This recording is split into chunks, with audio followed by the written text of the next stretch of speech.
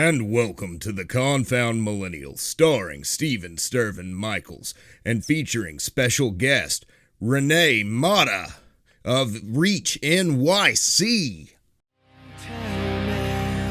Another lie and say you love me. Don't say you need me. 'Cause you say the words, dig down deep and make it hurt. You know how to bring me down. 'Cause I won't let this go away.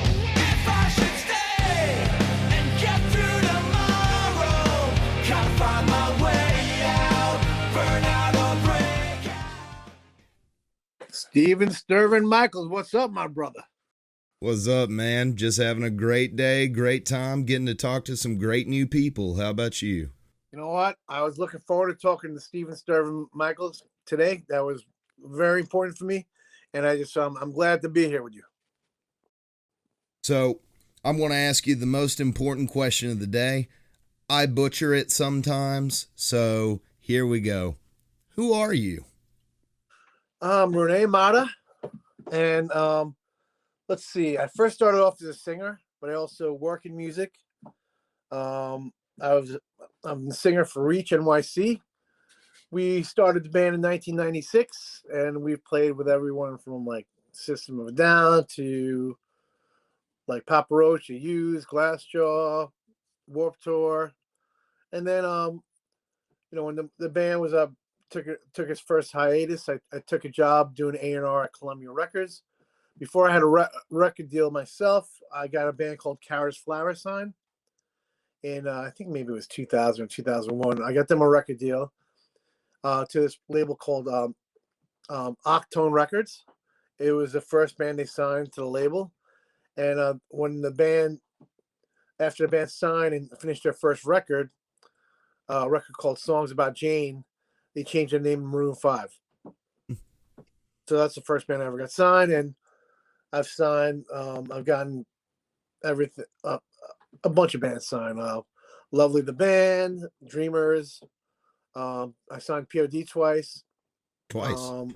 Yeah, to Razor and Tie, and then to Mascot. I signed Albert Hammond Jr. to Red Bull Records, Albert from the Strokes. I work at a company called AAM, and I manage a bunch of producers and mixers.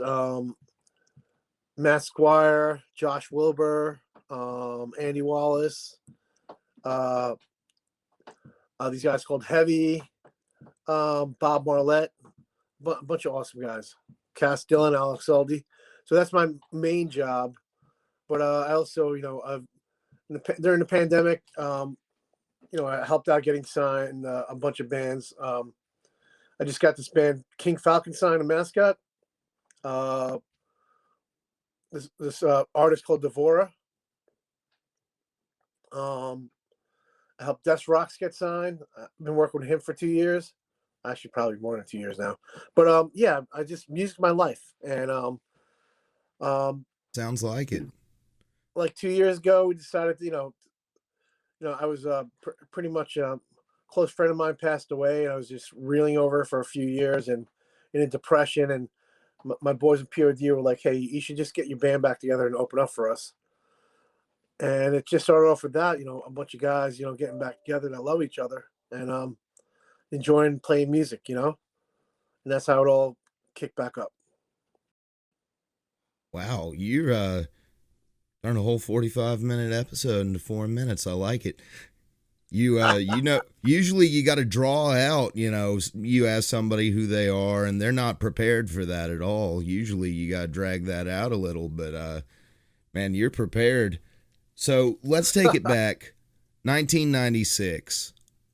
I'm 2 years old. You're starting a band. What's going on there? 1996. Let's see.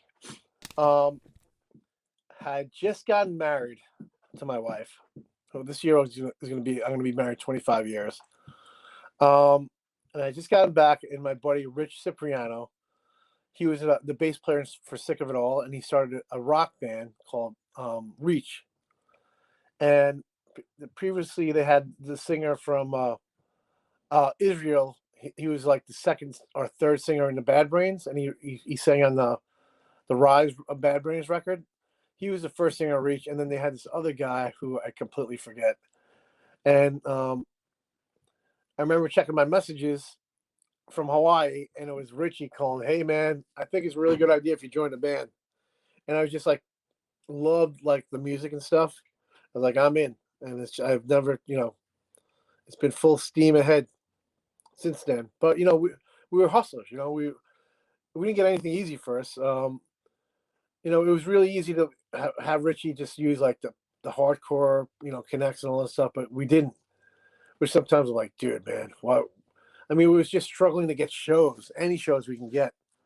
I remember we played this place in Queens that was just, the most horrible sound, but it was, all our friends can go, and we played on the weekends. It was called Castle Rock. And those were our first shows, and we eventually had our own night.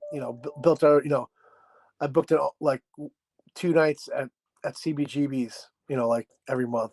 That I just put my band and filled it with a bunch of other cool bands I liked. So that started our own scene that we started. And playing those small venues, what's the weirdest place you ever played at? Let's see, weirdest place. I remember playing at this place that was kind of like a upstairs. What was the name of that place? It was like Cajun food upstairs. I think it was called Under Acme, right? In New York City. It's definitely a legendary place. I think they reopened it as just a restaurant hang place, but they used to have shows there. And I remember playing a show with the singer who eventually became the singer for Sepultura. And we played a show with his band. Yeah, and it was strange. You order some, crayfish, crawfish Yeah. upstairs, and bring it down and eat it and play your show. I ask because I mentioned before the show I'm from Georgia. There's this weird little place in North Georgia called Ringgold where they've got a strange metal scene popping out of a deli Really? That sounds cool. called Cloud Springs Deli. You get your Reuben 1 second and you're in the mosh pit the next. That's pretty awesome. You know what? I love places like that. For years, I was the head door guy at this club called Cabin Down Below, and it was like probably as big as my living room, but just like every band, every actress, and young, actor just wanted to be in there for some reason. It was a cool hang. It was like, I made a lot of friends there, like my friend Patrick from Black Keys and like all the Strokes guys, and it was a fun time. But used to have to enter through uh, a pizza place, right, on Avenue A, and I would be sitting in the pizza place, and all my friends, like, I knew, like, New York City's my place, my spot, and like I knew everyone, so everyone like, what the hell are you doing sitting in this pizza place? I'm like, I can't tell you. it used to be like, all these like, starlets or like Kid Rock or all these people would be walking in and through a pizza place, and you're like, people and just people looking at you like, I open this door and people are like, what's down there? I'm like, none of your business. It's beautiful, man. It was crazy. It was a lot of fun times. It was a lot of times like the night would go on to like 10 a.m., 11 a.m. Wow. So you guys, that was last thing I mentioned was 96 when you joined. And Yes. now you're back after taking 17 years off. And you've got 2 singles out so far, an EP coming our way. Oh, yeah. What's it like getting back? I know you said you've been working in the music industry for a long time, but what's it like getting back on that stage behind that mic? You know what? It's just so easy. I don't even get nervous when we play. I mean, I remember the first show I was more nervous about remembering my lyrics, and I go, oh, wait a second, no one remembers my lyrics. But people actually did, which was kind of funny. But I remember giving my phone to my friend in the crowd. I go, listen, if I point at you, put up the damn phone. so I could see my lyrics. Not that I would ever see it in the damn crowd. Right. But like, I just needed that just in case. Yeah, that little bit of a lifeline out there, just peace of mind, whether you can see it or not. I know. I'm like, pulling up the phone. I can't remember the lyrics, but somehow, like every time, like I had to sing them, they just come out. But you know what? I always had a lot of friends, and listen, I never stopped playing music. I was always writing and recording and stuff, and we were recording as just because we were such good friends, you know, with parts of the band at different time periods, and then I just work in, you know, like I work in music. It's pretty much my life. So all I'm not. It's just like imagine getting paid to do something you really love, and just being happy about it, and like having the most awesome boss ever, and you get to work with all your friends. You know, it's just like crazy. You know, I couldn't ask for more. Sounds like a dream, man. I mean, and you got some pretty popular friends too. You know what? I've been blessed with a lot of good people in my life. It's been some difficult roads. And I've lost. Oops, sorry. Somebody's. I'm just gonna let my daughter's boyfriend in the house. That's fine. Hey, want to like whenever you let him in, introduce him to the podcast for a second? Sure.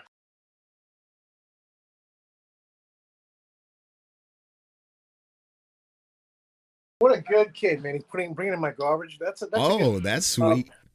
He's that kissing up, man. Yeah, this is my my son. His name is Blizzard. That's my daughter, Hi. Grace Mata. Hello. Podcast. Oh, that's cool. But, So yeah, let him in. Oh, my dog's gonna definitely bark. It's fine. We're used to having cats going off on this show all the time. He's a cat dog anyway. I always wondered how those things pooped. Cat dog. Cat dog.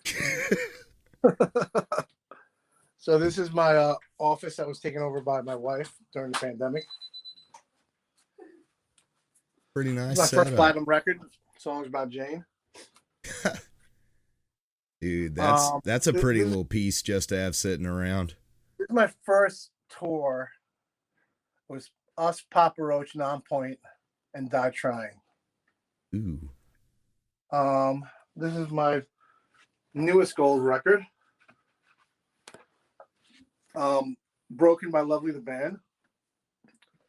And then they went platinum. Nice. And then we went double platinum. Wow. And then I love vinyl.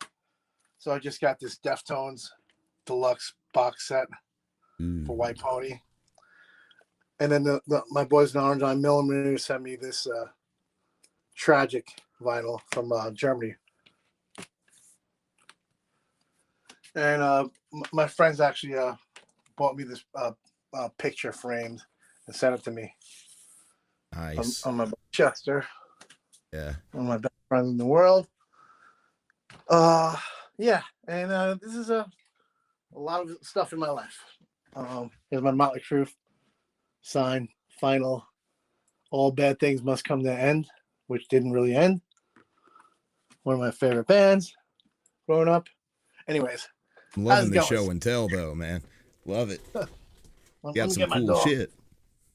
Hold on. I'm gonna put my dog up here because he likes to hang with me while I do these interviews. He's always with me. Or at any Zoom sessions. So yeah, I feel blessed to be working in music and playing music now. Right.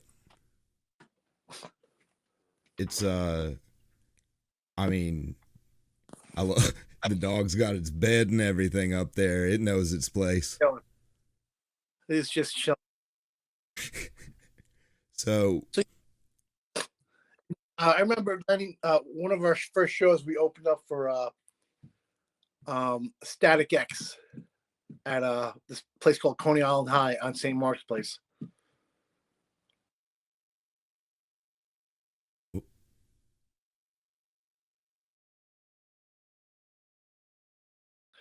Bless you. Thank you. It's getting springtime, so every time I open door, I get like pollen. I'm like dying. Oh man, I feel you. It's the absolute worst. Yes. It's time for seasonal depression to leave, regular depression to come back, and allergies. Lots of allergies, buddy. Lots of allergies in this house.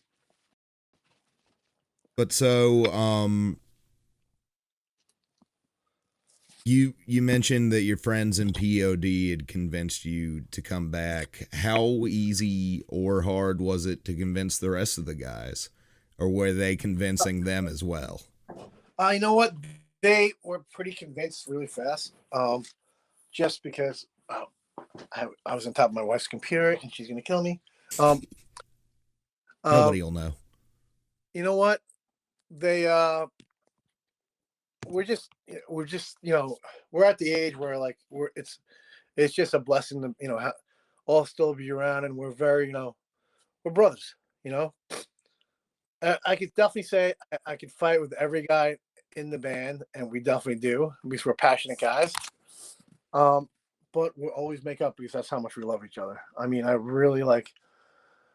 We added another guitarist back in the fold, which is this. So it's Nick Cipriano on guitar and Daniel Martinez on bass. We got our Dante Renzi on drums, and we have Nick Havanaro on guitar too. And Nick was one of my best friends growing up. He was in my wedding, and it just felt right. And he was an incredible musician that helped write all these new songs with Richie and all of us. So it just felt right, Mm-hmm. And there's a lot to it. I mean, Chester always was one of our biggest fans. Chester and Jacoby, shout outs from Papa Roach. Besides the POD guys, we're just humongous fans for us. And actually, the last dinner we had with Chester was an incredible night in New York City. Right? We had dinner. It was me, Chester, Marcos from POD was staying at my house. Jacoby, Tobin, and Tony from Papa Roach came. Matt Soren from Guns N' Roses, The Cult came. And Rob Caggiano and his bass player from Volby came. My buddy Bagel, my buddy Chris Enriquez, drummer extraordinaire of New York City, and works at just a ton of magazines. But we had definitely a crew, right? Yeah, we're at this old school Italian place, right? Called Emilio's, and we had this long ass table, right? Long ass table, all of us there. We're just laughing our asses off, and me, Chester, and Marcos, and Chester's bodyguard Ed, literally just came from the Angelico guitars, right? We literally walked out. They gave us 10 D'Angelico guitars, so we were in heaven already. So by the time we got to the restaurant, we were just all smiles already. And so they sit us down, and right next to us at the time, do you know that movie Alien? I think it was Alien Covenant. What was the last Alien movie, right? Yes, it was Covenant. I'm a diehard Alien fan, so yeah. So it was definitely the whole. I guess there was the premiere that week, and the whole cast is sitting next to us, right, at a table. But and there was more people. It was that guy Keenan, the guy that was in Keanu, the tall guy. Keegan he Michael was there. Key. Yeah, he's a funny bastard. Zoe Kravitz, what's it called? The guy who plays young Magneto. Dang it, I had it. I know. Michael Fassbender. Yes. Who what's it called? And then Eastbound and Down guy. I got you. He was in a HBO series with the white trash picture guy, Eastbound and Down. Okay, so, I'm not a big HBO guy. I haven't watched TV in 4 years. I'm sending you a TV. I got a big old TV. I don't know, man. ADHD is a problem. I can't focus. Me, I got the same ADHD problem. Anyways, so And then Billy Cudrup was there, right? And I known Billy Cudrup for a while too. So he's just, when I used to do the door at that place called Cabinet, he used to come and hang out with me, and he introduced me to Kate Hudson and a bunch of people. But he was there with what was the guy? He won a like amazing actor, one of my favorite actors, and I'm like totally forgetting his name. Sam Rockwell. Mm-hmm. And I know both those guys. So like I turn around, I see them, and hey, Rene, what's up? So like all my rock and roll friends are like, how the hell does he know all these actors? And I'm like giving Billy and Sam like a hug, and I said hello to everyone else. And then Chester came over, and actually Zoe Kravitz came, so Chester brought her a chair to sit in. It was just a funny night. And then we got in the conversation. First of all, they totally just tried to embarrass me in front of all the acting people. So they would just toast my name and say my name. Rene Mata, and toast. I'm like, you guys are doing this on purpose, aren't you, bastards? But it was just like, it was an incredible night of laughing, food, and friends. And Chester's like, by the way, homeboy picked up the whole $2,000 tab. You know what I'm saying? Shit. He goes like this. I'm gonna pick up the tab, but this is my idea for next year. I want a sick tour. I want to make this like the biggest tour ever. I'm like, okay. So he's telling everyone, he's like, I want Linkin Park, I want Korn, I want Deftones, I want Papa Roach, POD.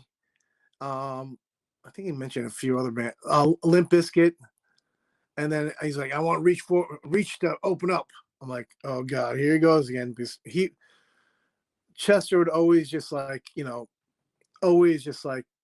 try to champ me into like playing and singing and being and stuff. Like, I started like this side thing. I wrote this like really alternative jam.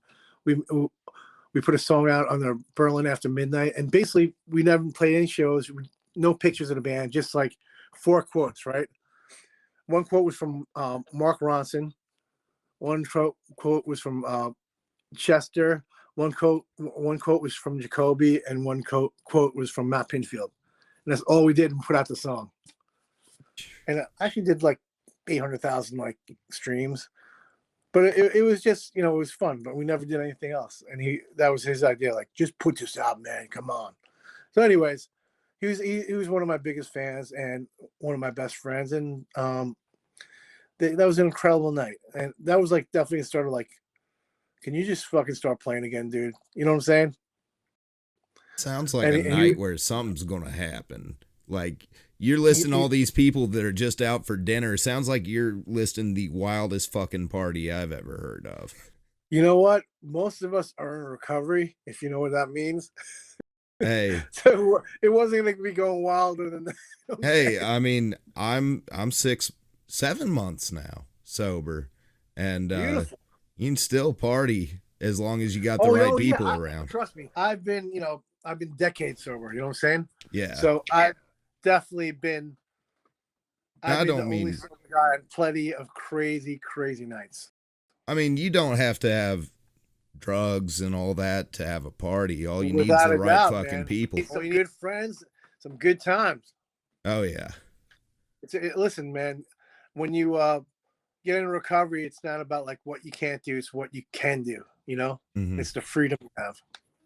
It's being you for the first time in a long time. And I think that's what really what my our new single is about. It's called Last Surrender, and it's like, they got that saying in recovery where it's like, there's only war you're gonna win by surrendering, and it's like Last Surrender is about me, all my surrenders to like the disease of addiction, alcoholism, and everything else that I was surrendering to. You said you got over a decade now? Well, it's a long story. Basically, I had 25 years clean and sober. I'm not using this excuse, but I was in a lot of pain. My close friend just had, passed away. I was A&R in his record before he was in Linkin Park called Great A's. And it was tough on my soul, And I'm not using that excuse. It's not an excuse, but, I stopped going to meetings. I stopped having a support group, and I was in a lot of pain, and I was in denial, and I'd taken my will back, and I'm happy to say I have 326 days today back. Dude, that's awesome. Like, But yeah, I had 25 years before that. hey, It was a tough one, losing that guy. nobody. I still, it still hurts. It was his birthday last weekend. It was killing me. I not going to get into it, but I feel you, man. I've been in your spot, and I've been arrested after DUI. The day that one of my buddies did the same. So I feel you, and but it's not. It's what we do in the future. Yep. And you know what? I I look at it like the last 2 years of his life. I was lucky enough to have spent as much time as I did with him, more than a lot of people. And you know what? We always told each other we loved each other. Yeah. There's a song on the record, on the Gradius record, called "Shouting Out," and at like the last 15 seconds of the song,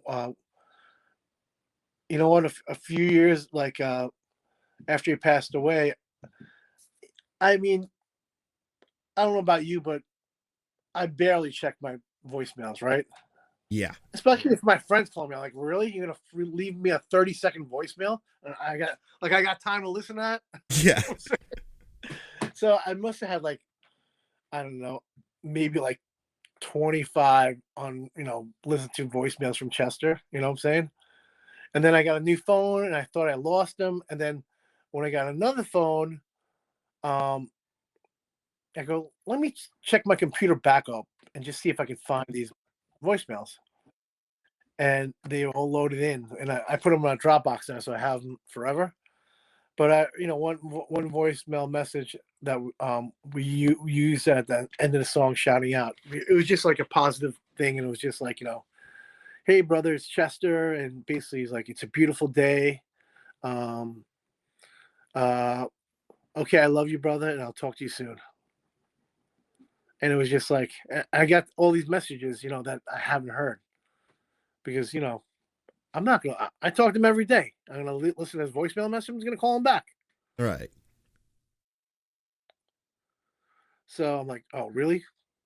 I'm like thinking like, hey, it's Chester. I'm like, dude, we've been friends since 2000. Like, I don't know who you are. It's like, I know who the hell you are. Like, come Hey, on. it's Chester. Like, I know who it is. Anyways, I mean, those are the memories I'm like, that keep me smiling, just Yeah. laughing at those. I mean, when he stayed at my house, my in-laws were here when he was staying, when he came over and stayed over. So he had to sleep. We put a mattress down in my room. My daughter slept on the floor, and he slept in my daughter's room. And at the time, it was like a princess room, like in purple. It's like, Chester, you got the princess room. I'm like, okay. That's funny, man. And it was just like, it was. I'm lucky. Like the last 2 years, we laughed our asses off, and we had such good times. He was. I remember I had a party. Like we had a Grammy dinner we have every year for my job, right? And it's like a pre-Grammy dinner, and just like all our producers and mixers and record executives. And I took he was my date, him and Mike Shinoda, and my buddy and my one of my producers, Jay Bamworth. They were my dates to the dinner. But it was just, we just laughed our asses off. I remember we were in the car. We were getting out, right? It was like the Swank Hotel. We're getting out of the car, and like playing K-Rock in LA, and of course, like a Linkin Park song comes out when we're opening the doors. I'm like, really, guys? You guys playing this out? It was just so weird. I'm like, as soon as we open the door, like a Linkin Park song comes, I'm like, what the hell is this, man? But yeah, it was. But we had so many good times. It was incredible, and Yeah, those are the times I'm remembering. Yeah. Because I had a rough. It's going to be 4 years, and it's been a rough ride with that one. And I think I lost. He was like the second most incredible friend. I lost over suicide. My friend Chris Logan, who I grew up with, who was like my brother, did committed suicide too, and I don't think I ever really dealt with it. Yeah. And then right before that, my other good friend had a massive heart attack, George Cunningham, and and then Chester, and it was just like, and it wasn't that year. Just it didn't stop. It was my good buddy who managed Maroon 5 passed away that December after Chester passed away in July. Jordan Feldstein, who it was just a rough year. Yeah. He was my manager, and he was Maroon 5's manager, and a bunch of people's managers. So yeah, it was definitely a traumatic, traumatic few years. And Yeah. right now, I recommitted myself to recovery, and I forget sometimes how many people at 12 stepped and got helped them on their journey. It's you know, you you keep bringing up Chester, and I know that we don't feel it nearly the way that you did, but that was one of those that affected the whole world, almost like Robin Williams. Like, I remember that day too, and it's like one of those that I struggle with depression, and in my past have had suicidal thoughts, and it's just one of those that reminds you, like, you can't run. What do you have? Do you have anything that you'd like to say for anybody battling with those thoughts today? You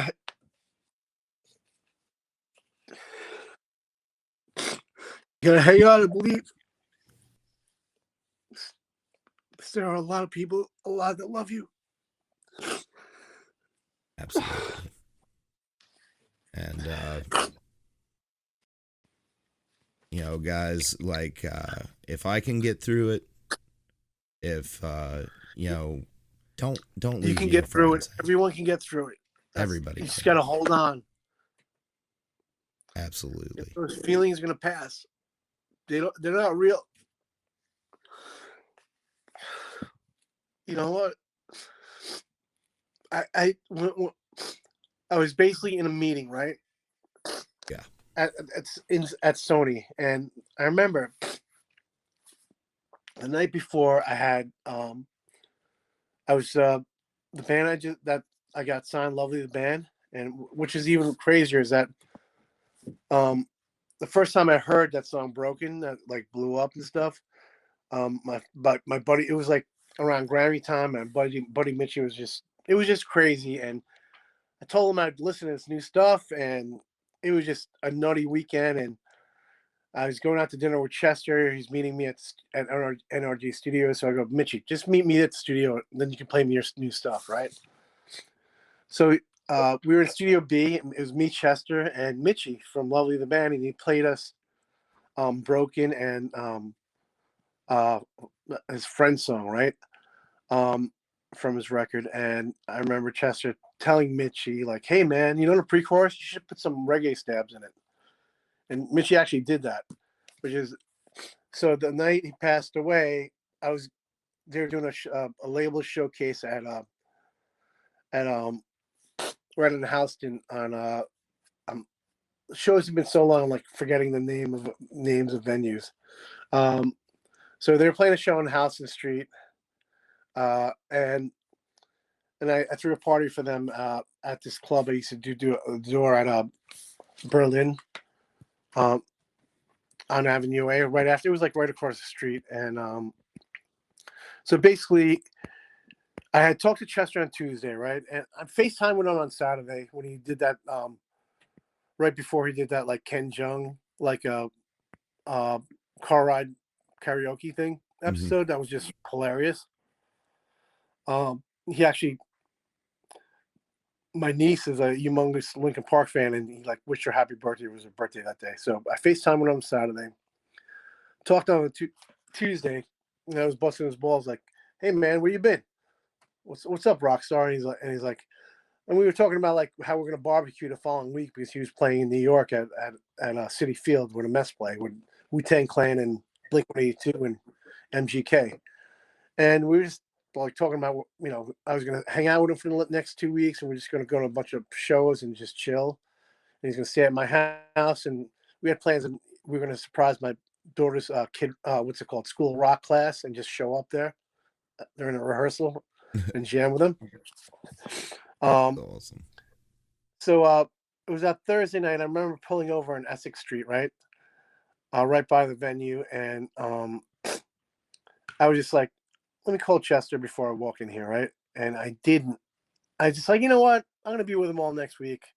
He told me he was with his family. I'm not gonna bug him, right? So go out that night. The next day, I had a meeting in the afternoon at RCA Records, and I was in the meeting, and you ever get that like thing where like your phone starts ringing from like every person you know, and you're like, what the fuck did like somebody, I was like, something happened to my parents or something, or somebody. It was like I'm in a meeting and I'm like getting all these, and I go,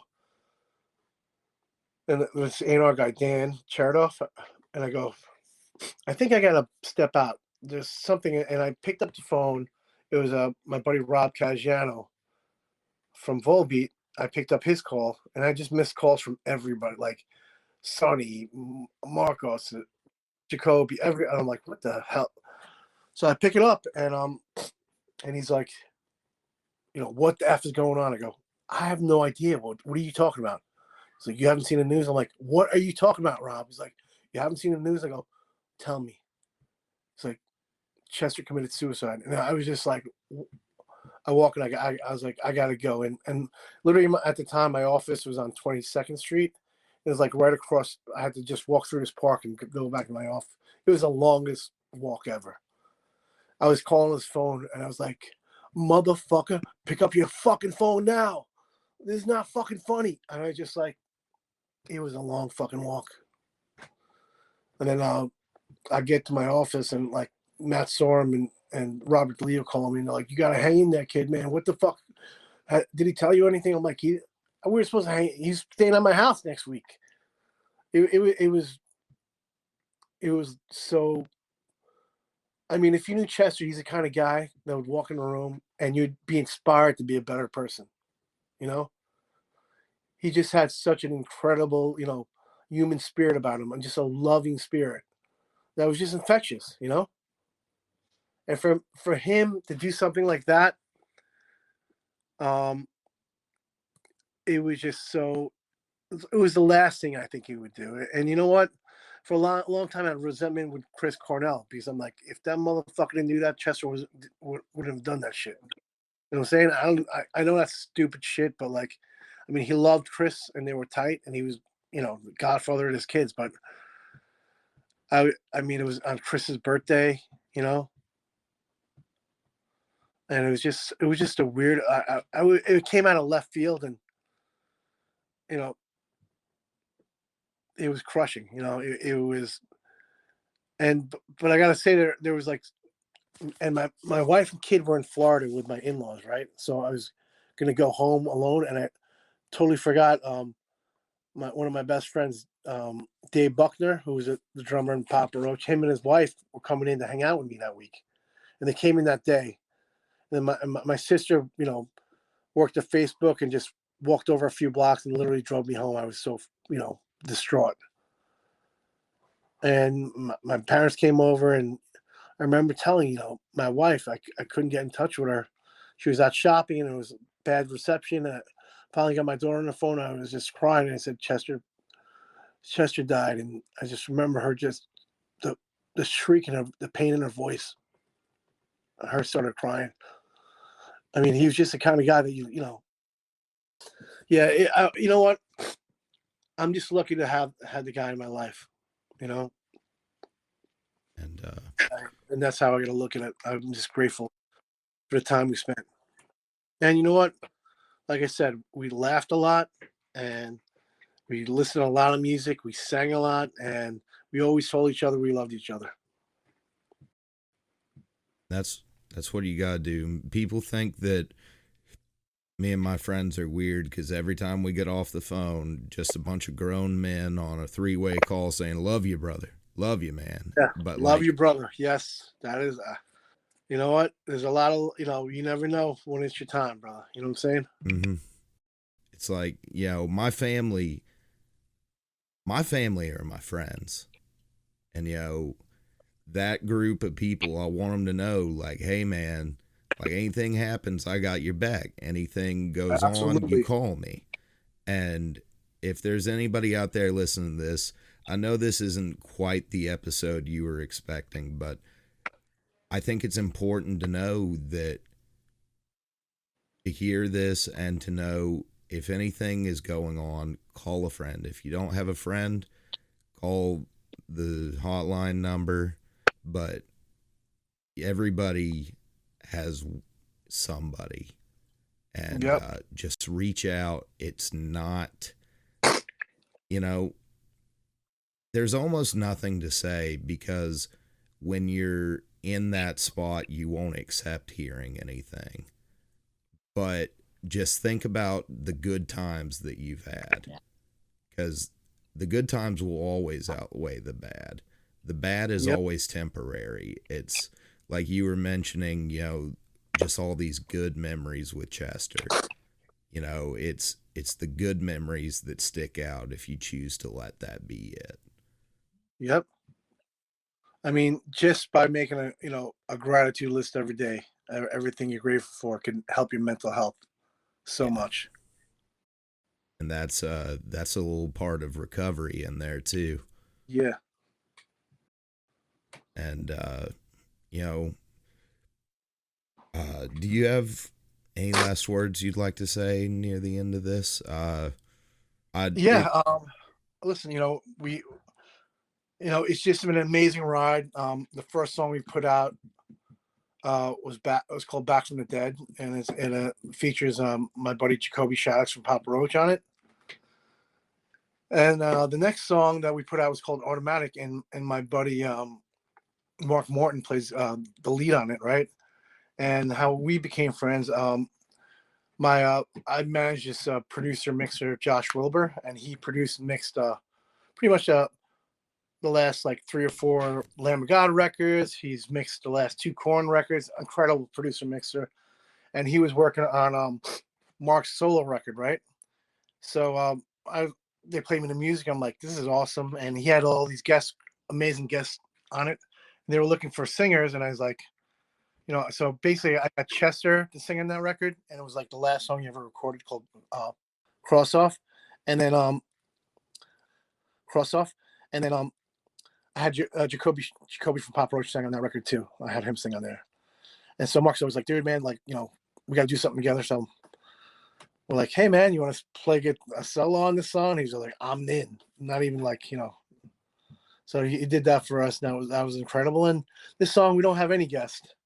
And it's definitely a very personal song. It's about, relapse and rising above it, and loving yourself again. You know what? It's called Surrender. So I hope people, love it. Check it out. We'll provide links and all that kind of stuff. And all the people listening out here that I know, I love you.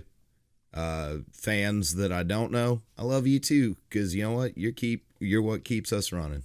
And I love you too. He loves you too. All right. Oh, hey, Stirvin, I love you, brother. I love you too, Rene. And this has been the Confound Millennial, starring Steven Stirvin Michaels and Rene Mata of Reach NYC. Thank you, brother. I